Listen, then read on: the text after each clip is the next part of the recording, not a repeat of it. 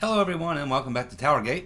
It is TowerGate Day 449, Saturday, June the 1st, 2018. Thank you so much for tuning in. Well. Another super busy news day. Lots of things happening. Let's get to it. Well, I guess most of you have already heard that the IG report is being delayed again. This time for about a week. We can speculate on why that may be, but we do know that when it goes to review, which is the process it's in right now, the people who might be targeted in the IG report, their attorneys get to see what's there. They have to sign a non-disclosure agreement. They can't talk about it, but they get to dispute anything that's there. Now, they don't remove anything out of the IG report. The IG just allows them, if they can make a credible argument for their case. If they can, then they'll put an asterisk down below, a footnote down below, and they'll show you where the dispute is. So it's going through that process, so you can imagine that probably there's some sort of a difficult dispute that has not yet been resolved. That would be my guess. That's my guess. Tom Fitton. The FBI is now delaying the release of 16 pages of Clinton Lynch tarmac meeting documents. Well, this shouldn't surprise us that they're dragging Tom Fitton out. That's what they've been doing with him and everyone else. Now, of course, if you remember, it was Fitton already got some of the documents. He wanted more documents and he wanted them less redacted. And if you remember, when he got the last set of documents, we learned that when the Clinton Lynch tarmac meeting occurred, that the FBI and DOJ were not the least bit concerned about the fact that the Attorney General was meeting with the husband of the person who was about to be questioned in a criminal investigation, or at least a criminal inquiry, a criminal probe, whatever you want to call it, the Right Reverend Clinton, that her husband would meet with the Attorney General. That didn't bother them at all. Not at all. What they were most concerned about was who the person was who leaked that secret meeting to the media. That's what they were concerned about. They wanted to get that guy. John Solomon, of course, with a new bombshell article, actually two recent revelations by John Solomon. And this particular article, the first one, deals with the fact that he has now got the documents. He's now got the documents to prove something that we have pretty much known from bits and pieces of information, but he now has documents that can lay it out for sure that the FBI's investigation began long before July 31st, 2016, and it likely began back as much as 2 months earlier. Exactly what we've been saying, but now John Solomon has the documents to back that up. He shows that foreign figures contacted Trump campaign advisors and provided the FBI with hearsay allegations of Trump-Russia collusion. This occurred well before the FBI authorized the official investigation on July 31st, 2016. So now I guess Mr. Goodlatte and Mr. Grassley and Nunes, if they don't have these documents, they should get them. Or they should give John Solomon a call. Because this is something we've known, we've been talking about now for weeks. Obviously, as we have laid out, as I've laid out in many timelines, other people have, many things were happening long before July 31st of 2016. So that's not going to fly. And again, it's all unraveling. It's all unraveling. Then we have Mark Meadows asking exactly the same two questions I asked on a video three or four days ago. I said these exact questions. So Meadows is asking the obvious questions, which is, okay, who, and regarding the informant, Mr. Halper, or others who may have been involved. So Meadows is asking, who were the informants working for, and who were they reporting to? Exactly. That's the questions that need to be asked. They need to be asked of Mr. Halper, and they need to be asked of the FBI. They need to come off that.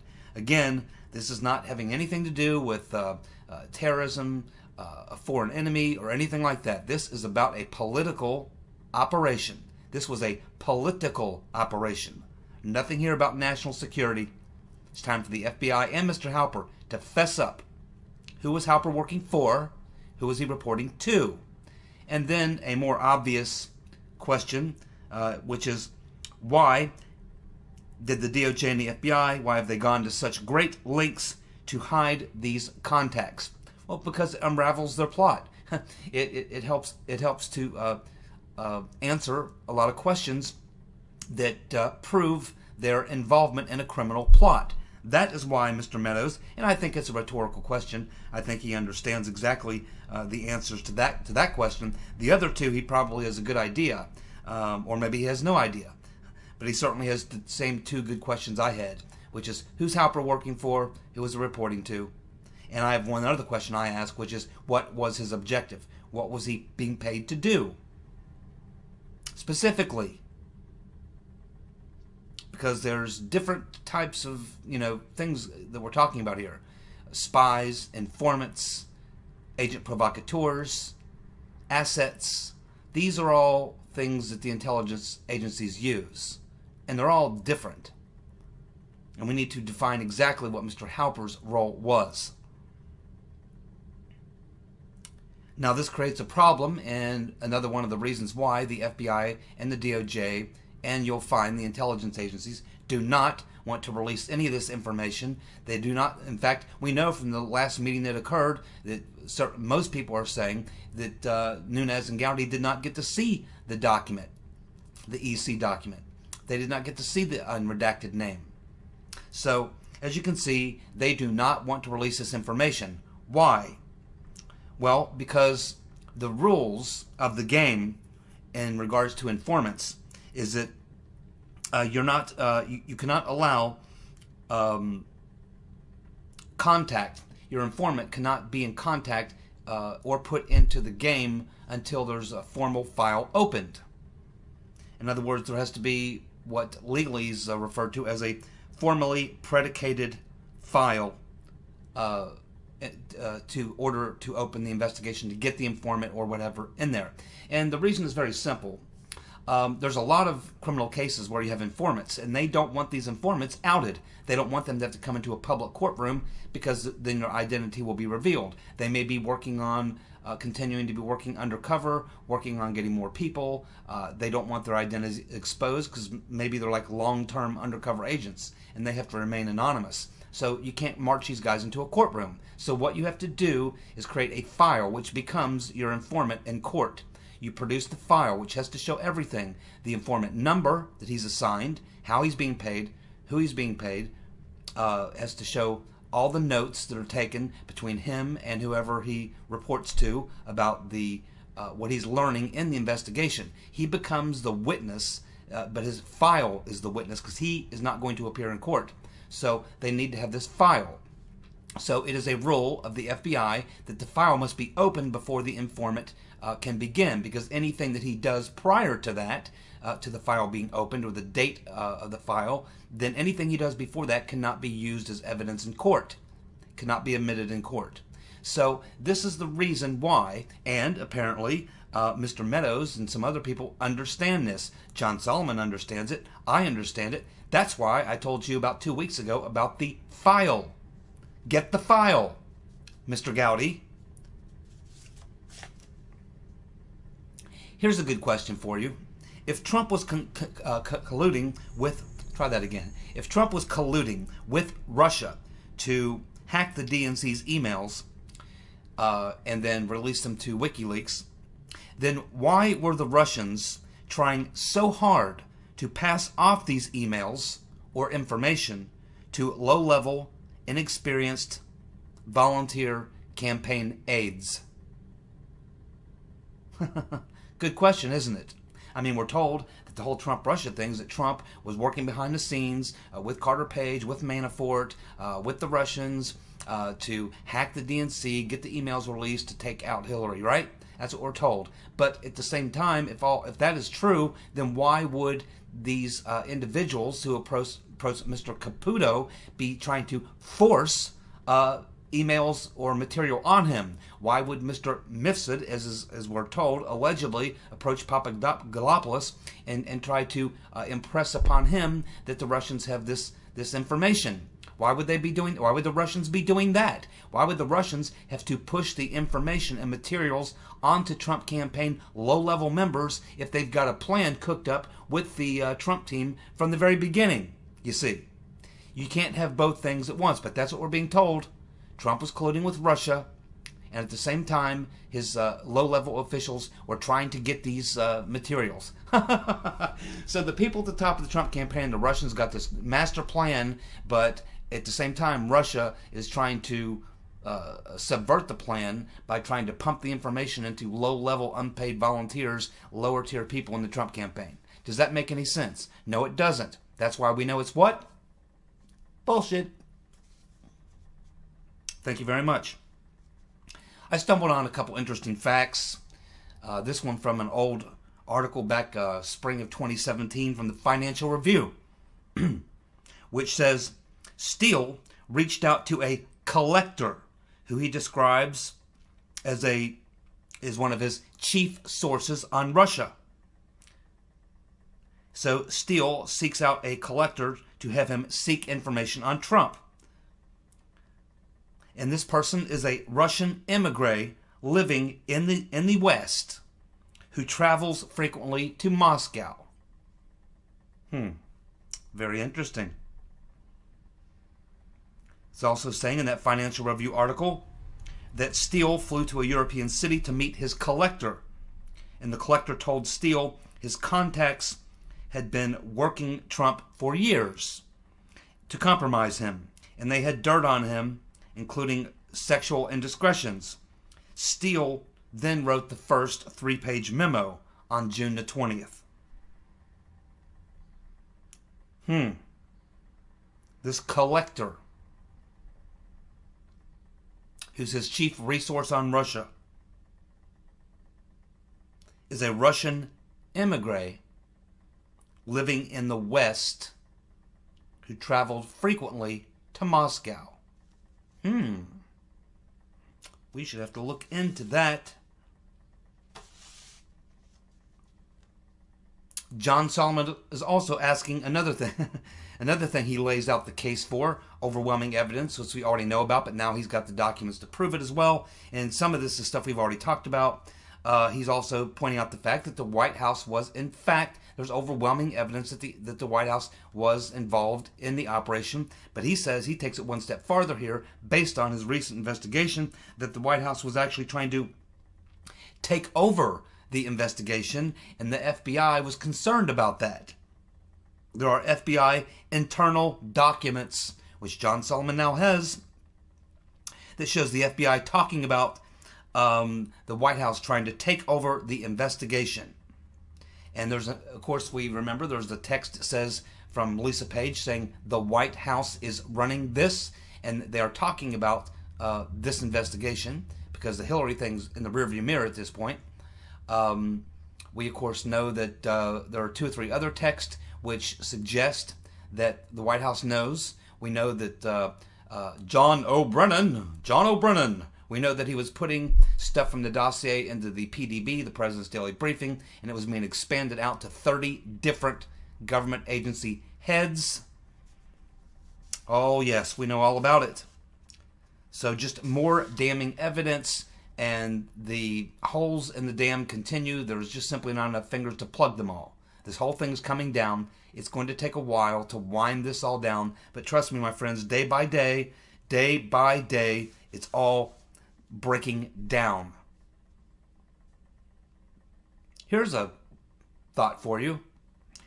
As you know, I've been suggesting that possibly the CIA, we know the CIA provided the evidence, the raw intelligence that was really being pumped into the FBI for them to start their investigation.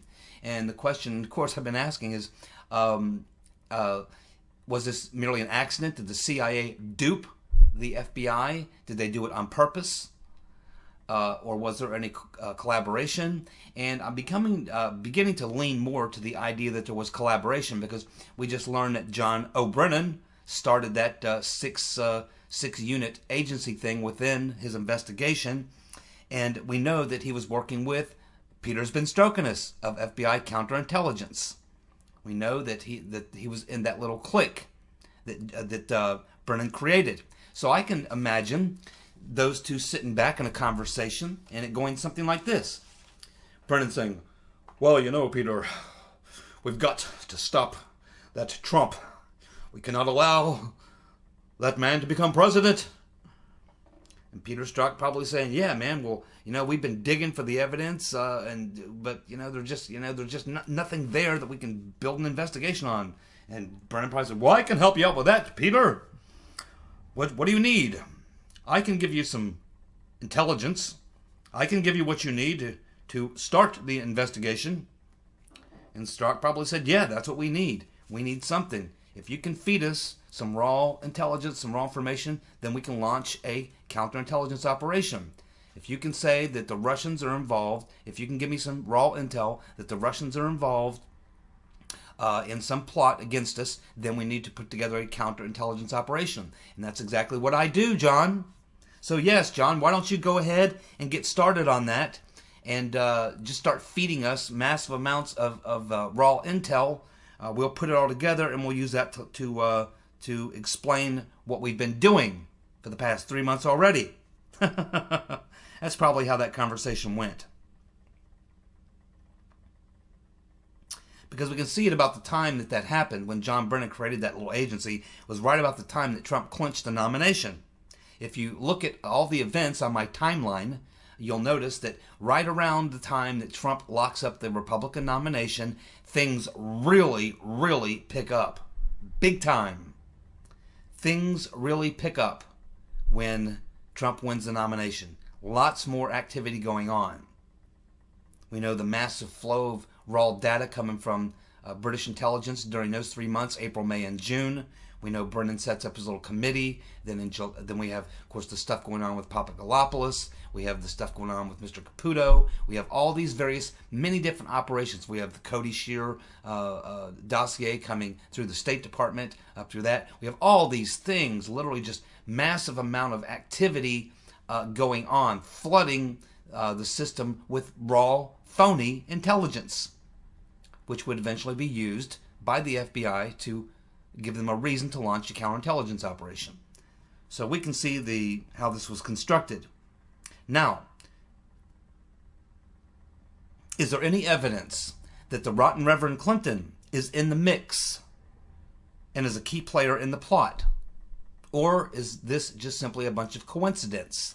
Well, we already know from Sharyl Attkisson's article where she laid out the origins of the Trump-Russia narrative, which began with this Democratic operative, Ms. Chalupa, along with Senator Magoo and Hillary Clinton, her people, State Department people, getting together to create the basis for the Trump-Russia collusion.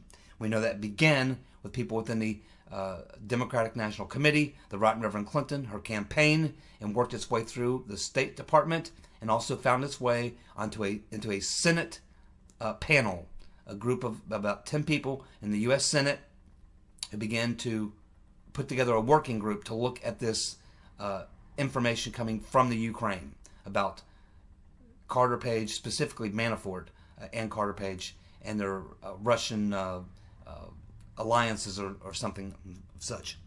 That was their claim. So, let's take a look at the latest article from Kimberly Strassel from the Wall Street Journal. Very interesting article. It's called The Curious Case of Mr. Downer. The article lays out the case that the Papadopolous story is wearing thin and is not standing up to scrutiny. You bet. So the FBI says the counterintelligence operation was launched because of the Papadopolous down the hatch Downer conversation. Then we get into very murky information on how the tip made its way to counterintelligence in the FBI. We were first told that Downer gave the tip to Joe Hockey, who is an Australian ambassador to the U.S. Then Hockey gave it to Washington 2 months or so later, after the WikiLeaks release. That's what we were told. Downer gave it to this Mr. Hockey, the former Australian ambassador to the U.S. But it turns out now that that's not true. That's right. Sources are telling Kimberly Strassel that that is not what happened. That what actually happened is Mr. Hockey did not receive or transfer anything from Down the Hatch Downer. He is lying. It appears that Down the Hatch Downer gave the tip to the U.S. Embassy in London. Not how it is supposed to be done. It is supposed to be done the way that was first we were told it was done, but it wasn't done that way. We now know he gave it directly to the U.S. Embassy in London. We also know that it wasn't Australian intelligence that alerted the FBI. We know from Devin Nunes that the electronic communication contains no foreign intelligence whatsoever. So, what was the source for the launch of the counterintelligence operation? Kimberly Strassel smells a rat, and so do I. The rat's name is likely the Rotten Reverend Clinton. The Downer details, the tip, actually landed into the hands of the embassy's charge d'affaires. And the person that would have dealt with the tip would likely have been Elizabeth Dibble. I'll spell that for you, Maura. Elizabeth, Elizabeth, Dibble, Dibble. Elizabeth Dibble, who previously served as a principal deputy assistant secretary under the Rotten Reverend Clinton. Downer's details, his tip about Papadopolous and the damaging material, likely ended up into the hands of Elizabeth Dibble, the former principal deputy assistant secretary under the Rotten Reverend Clinton, and she's now works at the embassy in London. So, what did Elizabeth Dibble do with this information? Did she give it to Brennan, Clapper, Comey, Clinton? Or did it go through the State Department? Mr. Grassley and Mr. Goodlatte need to follow this chain of evidence. This chain of evidence. Once it left Mr. Downer's lips, what was the path it took to find its way into Peter Ben Strokinus's inbox?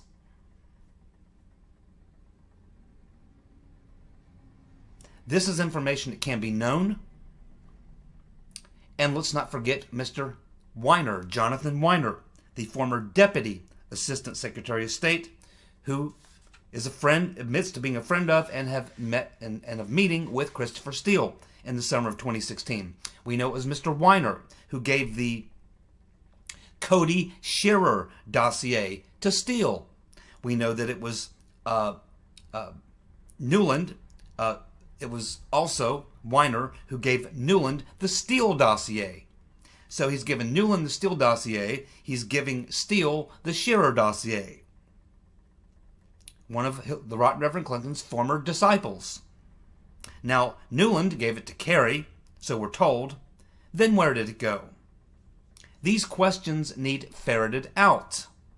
All these people need to be questioned. It's clear that there was a deep involvement by State Department people connected to the Rotten Reverend Clinton. That's what this tells you. Strassel also points out in the article what I've been saying for weeks, despite media reports getting it wrong. The transcripts show that Papadopolous never told Down the Hatch Downer that Russia had emails. You can watch the interview with Alexander Downer. You can watch it. It's on video. He does not say. He says that Papadopolous didn't say anything about emails. Papadopolous used the word damaging material. The phrase damaging material.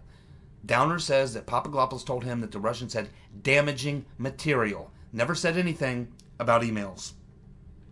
Papadopolous also stated later in that FBI interview, based on the transcripts, that he thought that that any conversation about emails he believed were about the deleted emails, the Rotten Reverend Clinton's deleted emails that everyone was trying to find, not the hacked or the emails that were alleged to have been hacked from the DNC. And of course that makes sense if you look at the time frame. Papadopolous was having this conversation with Mr. Downer back in the first week of May of 2016. WikiLeaks didn't release the DNC emails until October, and we didn't learn publicly about the hack until June. So it was not known about the hack of the DNC emails at the time that Papadopolous was having these conversations with Mr. Mifsud and these other characters. Look at the time frame. So there is no evidence of any crime or even bad conduct. The report the FBI received relies on a far-removed, unpaid volunteer campaign advisor, 28 years old, in a conversation over drinks, telling an Australian ambassador about a rumor of the Russians having damaging material on Rotten Reverend Clinton. That's it. This vague statement cannot justify a counterintelligence probe into a presidential campaign, which includes complete electronic surveillance, spies, informants, assets, and provocateurs, national security letters, and unmasking of hundreds of private citizens. It cannot. Nunes has seen no evidence of intelligence, foreign or domestic, that justifies an investigation. It's not there in the EC, but the redacted name of Mr. Halper is certainly there. Well, the truth is that this is all a scam, as you well know. The Paps Downer story is getting thinner by the day. The evidence is beginning to suggest that the Rotten Reverend Clinton State Department apparatus was connected in the plot. The question is, was there coordination, and if so, how much? It's time for Mr. Downer to come clean. He was part of the plot, I have no doubt. Based on his connections, he knows the Clintons very well. Has known them for a very long time. He knows Steele. He knows Halper. He knows all these people. He had contact with Papadopolous. He is the one who was supposed to probably be the person with... see, Mr. Halper, you couldn't have Mr. Halper get the setup with Papadopolous. Yeah, you could get him on wire. You know, Halper was probably wearing a wire when he had the conversation with Papadopolous at dinner, when he tried to get Papadopolous to tell him that he had damaging material or heard about damaging material or emails about Hillary Clinton. But Papadopolous didn't bite. But even if he did, Mr. Halper would have been a confidential informant, and we never would have heard about him. We just would have had Papadopolous on tape, you know, being recorded saying this. But you would have needed still like a physical witness to really make the case. And that was the role Mr. Downer played, to have someone of his credibility, an official person within the government, who could actually vouch for the fact, so that you would have the recording of Papadopolous, and you would have Mr. Downer's testimony that, and he could be public because he's a public official, and you could have that to be a second form of evidence against Papadopolous to set him up to prove that he was part of a Russian plot. You see, that's what was supposed to happen. But Papadopolous threw a wrench in the spokes when he clammed up, when he realized something was up, and he clammed up. So at that point, Mr. Downer would have been the last source. But it's still not good enough. It's not good enough. They really needed to get Papadopolous on tape, recorded. They needed to have Papadopolous saying it. But they didn't get it. So all they had left was Downer. So they went with Downer. And that's why it's such a weak case. It was supposed to be a strong case. But Papadopolous spit the bit and ruined their case. But they tossed Downer in there anyway, and then they, I guess, approached Mr. Caputo. Be my guess. Mr. Halper, obviously a man who needs to come forward. We know he's the confidential informant. Nunes and those people need to quit playing around. They need to go to court, do whatever they have to do to get their hands on the evidence that the FBI and DOJ is refusing to give them to prove this fact. And then Mr. Halper needs to be questioned. Confidential informant, my ass. This was not a,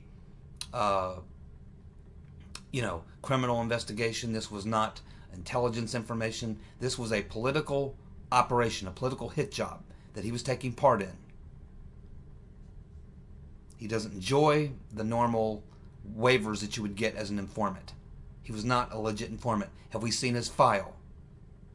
If they can't produce a file, he's not a legitimate informant and is not and cannot claim the rights typically a confidential informant would have, which is you can't talk to me. I'm secret. We need to see the file. Prove it. Prove he was actually an informant. Legitimate. If he wasn't, if he wasn't a legitimate informant, then they can question him, and they should anyway. And they will eventually. We know that Mr. Halper was connected to Downer and Steele, and we can assume he was probably a good friend of Mr. Mifsud, who's next on the list. As you know, about 2 days ago, I did a video where I said somebody's lying. Papadopolous is lying, or Mr. Mifsud is lying, because Papadopolous says it was Mifsud who told him about the damaging material on the Rotten Reverend Clinton. But Mr. Mifsud is saying, even very recently, that no, that's not true, that he didn't tell Papadopolous anything. And I asked the question, who do you think is lying? Well, I've had some time to think about it, and I have decided that I'm about better than 50-50, pretty close to maybe 75-25, that Mr. Mifsud is the liar here. That he, in fact, did say that to Papadopolous. And I think that because what did Mr. Mifsud do? He did the same thing Steele and Halper and the rest of these guys did. He went underground. When his name came out as being connected to the dossier or to the Papadopolous thing, he goes underground. Doesn't want to talk to anybody. He's acting like a guilty man. He was a professional spy trainer. He trained spies for 20 years and probably knew Mr. Halper. The fact that we're being told that he was set up by somebody, I'm just having a rough time believing it. I'm just having a rough time believing it. I'm having a rough time believing it. And I think, why would Papadopolous lie to the FBI about who told him that? He has nothing to gain from that. Nothing at all. And we know he was in this contact with Mifsud. Mifsud is what? He's a spy. He works probably for British intelligence, or he's an asset and was brought into the plot to do one simple thing: whisper in Papadopolous' ear. That was his only mission. Get close to Papadopolous, get close to him and get his confidence, and then at some point whisper in his ear that the Russians have damaging material on Hillary Clinton. That was his job. No one was ever supposed to find out about that. And that's why I think he is lying and he's a guilty man. And that's why he's hiding in Italy. Because he knows the whole thing's unraveling, just like all the rest of them. And they can continue to try to hide behind this veil that they're too secret because they were involved in this intense investigation about Trump, Russia, and all this kind of stuff. But we know, as more and more of the facts come out, we're going to learn this was not a criminal investigation, a counterintelligence operation, or anything else. It was a political operation to destroy the candidate Donald Trump and then the president Donald Trump. That is what is going on. Thanks so much for tuning in. See you Sunday. Bye.